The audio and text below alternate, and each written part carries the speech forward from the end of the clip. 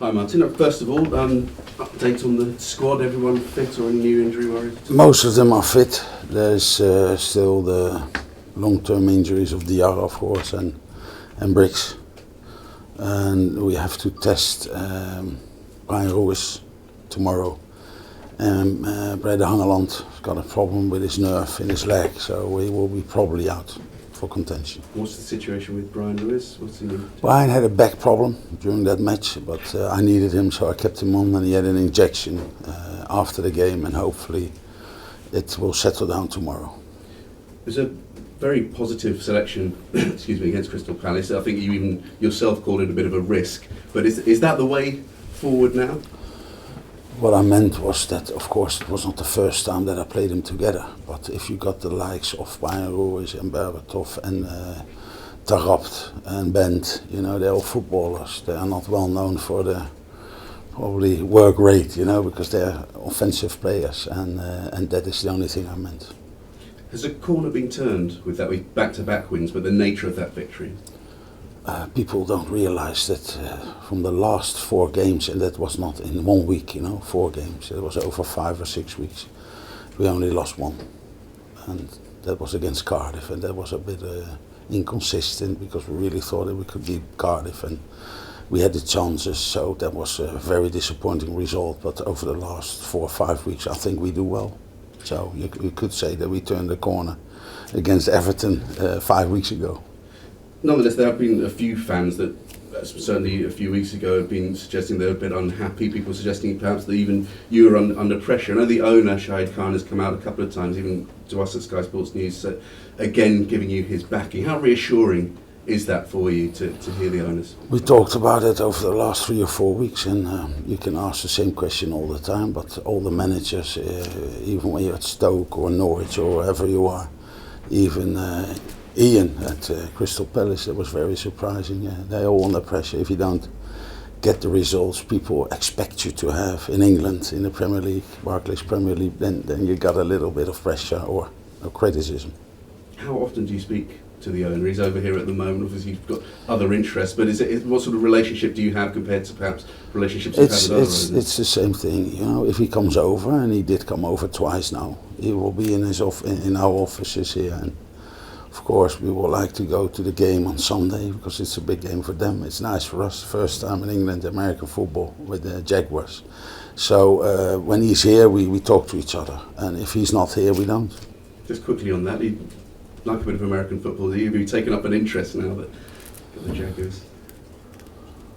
No, since I went over to America, I did, yeah. So it's a big sport over there, the biggest probably, especially in Jacksonville. You know, football is quite good as well, but of course American football is the biggest thing after baseball. So they've got 200 million income every year, so it's a big thing to them. I don't think you can compare it to football here, you know, football in Europe and all over the world, but in America it's a big thing. Opposition this week, Southampton. Are you surprised by the start that they've had to this season? No, you could always see, and that was even before the change of managers, it's a good team, you know, and they started off with all these big players. Amir is 15 million, and J. Rodriguez, we couldn't get him because he was too expensive. After that, Osvaldo, I can remember us making a bid for him years ago, and they took him for unbelievable money, and they did it with Wanyama, so they get all the good players in. And they do well, all these players. Mayuka is probably the only one 2 years ago when he came for 6 or 7 million who was not starting, but the rest is doing well. So if you get the players in, if you got the players, you will do well. They've only conceded, I think, 3 goals in the Premier League. What is it about their defence? I think Gary Neville said they're perhaps the best drilled defence in the Premier League at the moment. Would you go along with that? Of course, if there's only one team in Europe who did better, I think, or equaled them, that was Roma. And for the rest, they are the only team who conceded 3 goals. Now, they've got strong athletes, you know. If you look at their midfield, unbelievable stamina and strength, and at the back, organised. I think it's a good team, you know, because it's not that they're only solid and defensively. No, they go forward. If you see the left back, he's going forward all the time. Klein, the right back, they are pretty offensive. Even against Man United, you saw them trying to pressurize in a block of 5. So no, I think it's mainly about their physical strength, and they are good players as well. Because if you got Ricky Lampard and Lallana and Osvaldo playing up front, you got the quality. And given that defensive strength, does that mean that your approach is going to be perhaps go with those creative players? If you're going to break them down, you're probably going to have to look to those creative players to do it. Do you go sort of all-out attack again? Of course, there was not many weaknesses, but we try to analyze the opposition for weeks now, and hopefully we've found a few weaknesses, and that will be our game plan always, to try to create something and to score goals. But of course, against them, you have to be defensively solid as well. You mentioned the improvement in your team over the last 4 or 5 games. What do you put that down to? First of all, when you get the new players in, and you still see, for example, Taarabt is still struggling to get fit, after his injury. If you saw Bent, he didn't play for a long time. Then Berbatov was injured after that.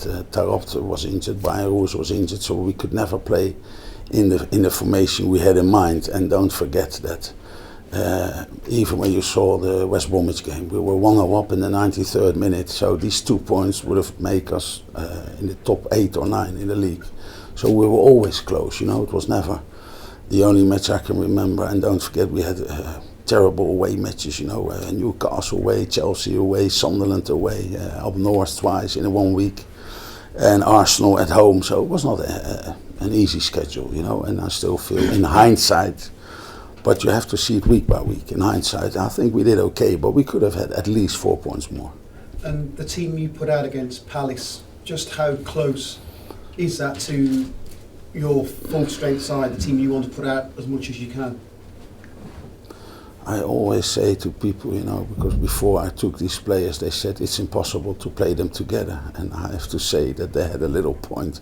But it's better for me to have them on the board than not to have them on the board. So in hindsight, I'm very happy that I've got the players I've got. But we still have to work hard on the training pitch to work together and to play like a team. And that is not easy, although I think it's always about the right balance. And I think against Palace, for example, although we started off bad, with his header again, with my centre backs, not winning these crosses. But overall, I think we came back, and it was probably the 3rd time over the last year that we could get back into a game after conceding a goal. So that was very inspirational.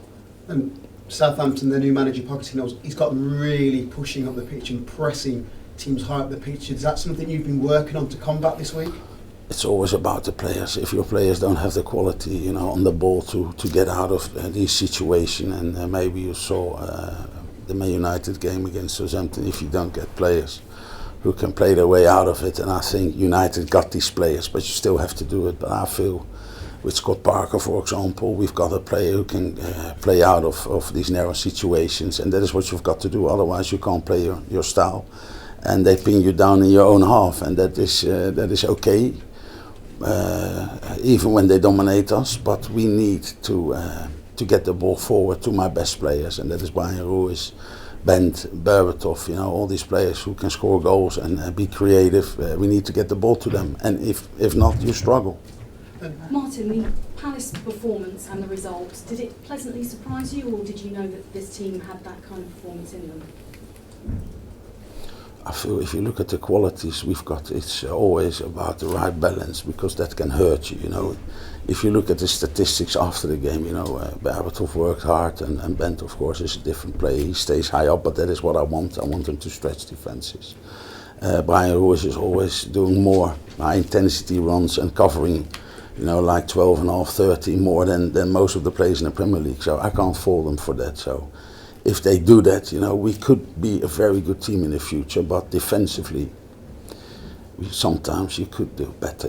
If you saw the first goal, that was not typical for a solid back four. So that is what I asked for, to be better. And I think the second half, especially the second half, we did better. It included a fantastic goal from Kasami, who in the past had expressed his frustration at not being played more regularly. Are you pleased that he's taking the opportunity that you've given him this season?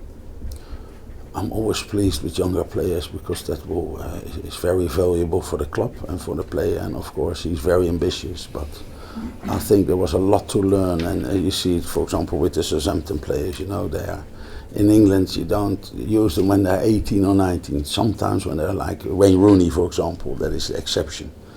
But I've got Kakani who's a bit older. He's 20, 21, so that is the right age. And I think Kasami's getting better and better, but he's still not as good as I want him to be, because he could be a big player for us. So he's working his socks off, and he wants to. He plays on the left now. He played on the left now for the first time ever, and he did well. So he's adaptable to anything you tell him. Martin, just before the international break, Breda, I think, was substituted and injured. Has that 180 minutes for Norway exasperated him? No, that was the thing, you know. He was injured. Then we decided to let him go for a medical check, and he played 2 games. So I really thought, so that is quick. And he came back. I asked him, "Are you fit to play?" He said yes. So I played him, and then at halftime we had to take him off because of the same injury. Is it a long-standing injury? Is it something that can be sorted out quickly? With a nerve, yeah, it could be, because that is what happened the last time, because otherwise he could not have played 2 matches for his national team. You mentioned Daniel Osvaldo and Ricky Lambert there. Since Osvaldo joined, Ricky's been sort of forced out wide, and he was dropped at the weekend. Can you understand why he might be not getting a first-team game at the front of the attack? I can remember, for example, a couple of weeks ago when they played Crystal Palace, and they played both, and he's not forced wide. They played in a lopsided system with Davis not on the left but in field, so they tried to create a spare midfield player. Lallana on the right, Osvaldo and Ricky Lambert up front, but against Man United they decided to drop Ricky Lambert. And I can understand that, you know, because it's a similar problem probably as Berbatov and Bent high up the pitch, and sometimes you feel maybe that you need a player in that hole. But if you look at Lambert, he works back, he can play in that hole as well, but I don't think he's forced wide.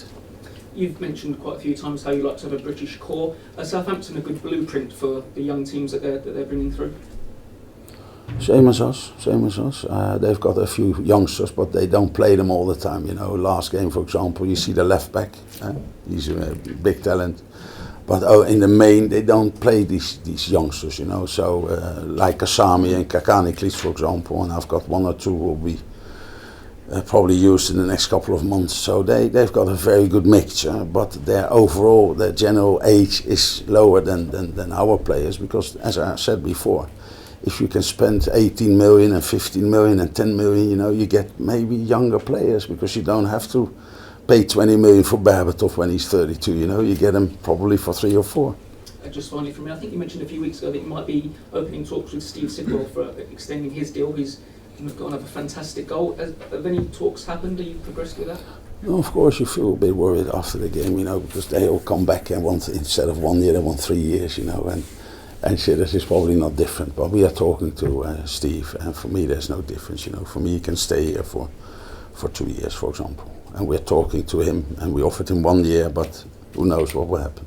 Thank you.